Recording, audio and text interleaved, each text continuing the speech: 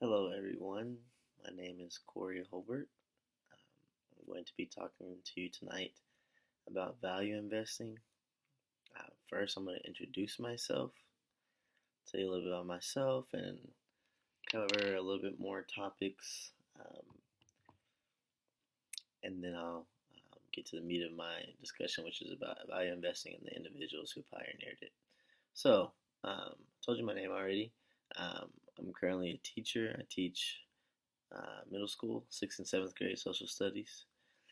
I'm starting this channel because I actually had a friend who told me some of my blogs were influential to her, and that really just inspired me to continue putting out information that I like, such as investing, financial literacy, personal finance, stock market, um, and different types of ways to invest your money. Um, I'm very passionate about that. I truly believe that through hard work and dedication, you can change your life in whatever you want to do. So, to continue on, um, so the term value investing, um, that term to me, and this is what I got from Warren Buffett and Benjamin Graham, Benjamin Graham being the individual who pioneered value investing. To me, value investing means investing for the long haul, um, finding companies that you believe in and understand, um, companies that you've studied, and you don't mind leaving your money with that company for an extended period of time, 5 to 10 years, 10 to 20 years, 20 to 30 years, whatever timeline that you gather for yourself that you feel like is beneficial to your portfolio and to the way you want to invest your money. Um, Personally, for me, um, Warren Buffett doesn't necessarily. He talks about not watching the stock market every day, um, and things of that nature. But me personally, being a young investor, I've invested my money for about roughly about 9 years. I've been investing since I was probably about 19, 18. I'm 27 now. So I don't think there's anything wrong with watching the stock market. I don't think there's anything wrong with watching quotes and getting quotes from different companies, because you need to know what stocks you can purchase with the amount of capital that you have. Right now, I'm a small cap investor, meaning I'm looking for small, inexpensive companies that I can purchase, um, that I don't mind or that I can take a large stake in. For example, um, a company like Aeropostale, they're trading at around 2 cents right now, a little over 2 cents, almost 3 cents. If you're an individual who has about $1,000 or $2,000 to purchase, if you feel like Aeropostale is a company that you want to take a large stake in, that you want to own for about 10, 20 years, you feel like they have a bright future in the retail sector, then that is a company you can purchase a lot of shares in, because the shares are inexpensive. Um, but higher price companies such as Apple, Amazon, you're going to need a larger amount of money to purchase a larger amount of shares. Um, and I think that's a concept that you need to understand. You need to know how many shares you want to purchase. You need to know how much money you have to invest. Those are questions that need to be answered, whether you're a value investor or a day trader. Um, just to draw a quick difference, um, value investors, I should say, are people who are looking for companies they understand, companies that fit in their price range, companies they feel that are undervalued. You're buying them at a cheaper price than what the market is saying they're worth. Um, and you do that by researching the company and reading their financials, and um, you just got to train yourself to be a value investor and to know what's good and or what's overpriced and what's underpriced. A day trader is someone who trades on a day to day basis. Um, they look for fluctuations in the market. They look for volatility. Not to say a value investor doesn't, but we do that over a longer period of time compared to a day trader who does it day to day. Not saying there's anything wrong with day trading. It just doesn't fit my personality. It doesn't fit my style. I'm looking for something to grow over a longer period of time. I'm looking to get entrenched in markets. I'm looking to get entrenched in companies and sectors, and own those sectors for a longer period of time. All right, so I'm gonna move on from value investing a little bit. I'm gonna go into who Warren Buffett is and his background. Warren Buffett was born in Nebraska. He is probably the most famous value investor or investor of our generation, 21st in the 21st century, 20th century. Um, he went to Columbia for grad school. I believe he got his master's in economics, and he started saving money at a very young age. That's something that I did not do. That's something I wish I would have done. That's something I'm going to tell my kids to do. My kids are going to start saving money at a very young age. Um, I got this little chart right here that I printed and framed just because I'm such a huge fan of Warren Buffett. If you see right here, at the age of 14, Warren Buffett had $5,000 saved up. That's a lot of money for a 14-year-old kid.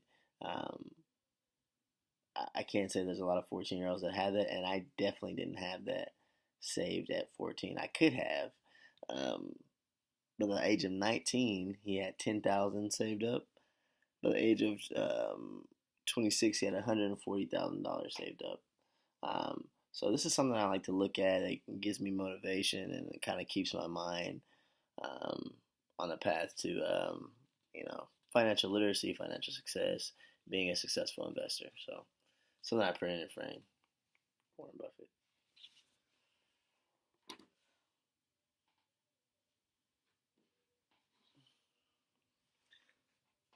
Yeah. All right. So moving on. His significance, something I want to talk about. He's significant because he's achieved so much in the investment world. He's he's proven that value investing does work. If you follow the principles um, that Benjamin Graham has laid down the foundation of value investing, it does work. All right, I'm going to talk a little bit about who Benjamin Graham is. Benjamin Graham was Warren Buffett's mentor. Warren Buffett had run across Benjamin Graham, who he was. He knew that he was a professor at Columbia in New York. Warren Buffett went there and got his master's in econ and learned under Benjamin Graham. He also worked for Benjamin Graham for 2 years at an investment firm. So he got a chance to practice investing, practice value investing. He actually earned a lot of money. I think once he moved back from New York, he had at least $100,000 saved up. So, to all those individuals out there that are looking to have a mentor or learn from someone, find a professor that you want to study under. Find somebody that you want to learn from. If you can't go to if you're not in a position to where you can attend school, just read about that individual.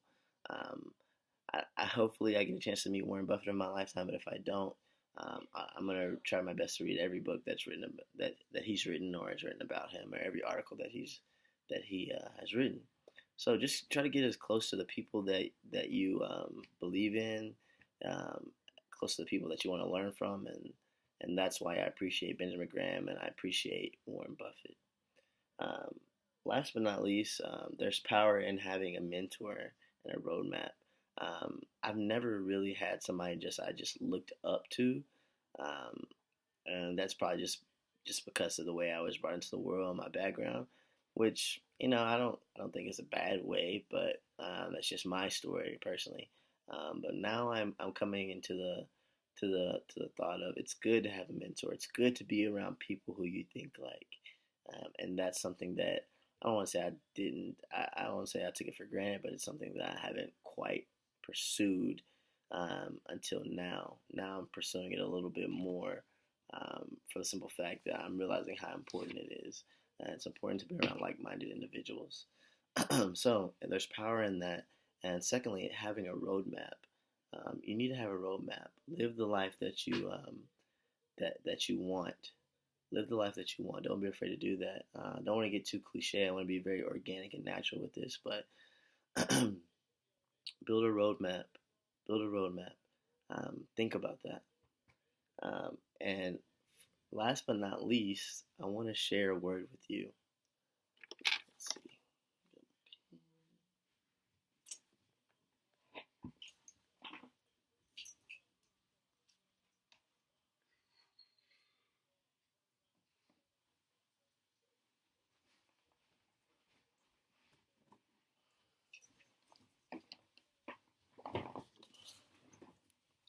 try my best to share words every day, because this also has to do with financial literacy. You need to be learning financial words that will get you more comfortable and more familiar with this. Okay, so I'm going to share the acronym with you and the word. AUM.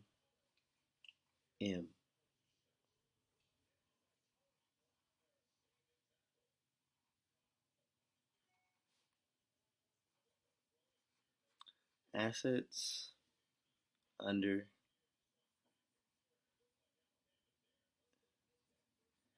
management.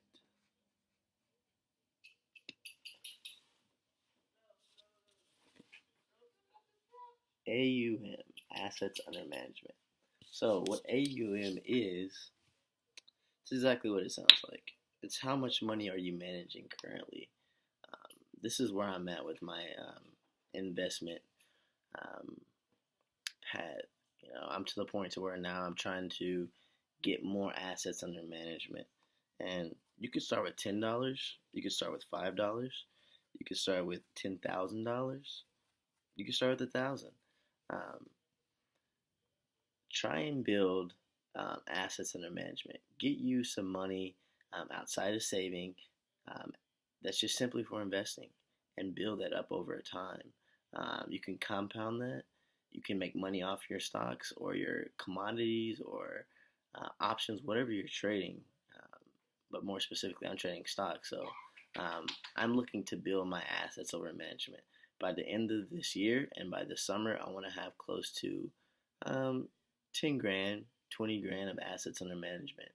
Um, the more assets under management you have, the bigger your firm can grow, and the more purchasing power you can have. You can buy a greater number of shares, a greater number of stocks. Um, you can even have more money to put into other different types of investments, such as commodities, bonds, options, currencies. Um, a lot of people are big into diversification.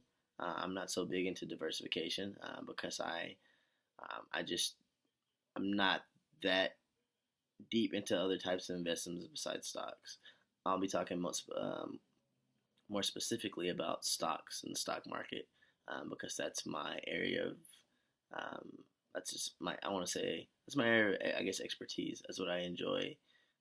That's what I enjoy studying. That's what I enjoy sharing knowledge about at this moment in time. So I'm going to end on that note. And please share my video. Please tune in. Please give me feedback. Let's enjoy this financial journey together, educating each other, sharing knowledge, and applying it. Let's apply our knowledge and grow together. Have a good evening.